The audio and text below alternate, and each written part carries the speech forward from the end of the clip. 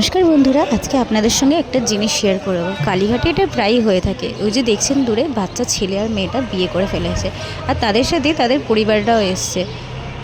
দেখুন, ওদের মধ্যে হয়তো কিছু প্রবলেম হয়েছিল, কিন্তু তার সলিউশন কি বিয়ে? জানি না। এত কম বয়সে এরা পড়াশোনা ছেড়ে একে অপরের দায়িত্ব নিচ্ছে। জানি না ওদের পার্সোনাল ম্যাটার দায়িত্ব নিতে পারবে কি পারবে না, কিন্তু ওরা দুজন মিলে যে নতুন প্রজন্মকে সৃষ্টি করবে, তার ভবিষ্যৎটা কী হবে? এই জন্যই বলছি, কারণ আশেপাশে দেখছি এটা যেন একটা ট্রেন্ডিং হয়ে গেছে। বাচ্চা বাচ্চা ছেলেমেয়েরা যাদের 18 বছর এখনও হয়নি, তারা পড়াশোনা ছেড়ে বিয়ে করে নিচ্ছে। ক্লাস 7-এ পড়ে, 8-এ পড়ে, 9-এ পড়ে। আমি অনেকজনকেই দেখেছি আমার বাড়ির আশেপাশে এরকম। তারা আবার একটা নতুন জীবন সৃষ্টি করবে। আমাদের ফিউচারটা কোথায় যাচ্ছে, আমাদের পরের জেনারেশনের ফিউচারটা কোথায় যাচ্ছে জানি না বাবা। এইসব দেখে তো খুবই ভয় লাগে।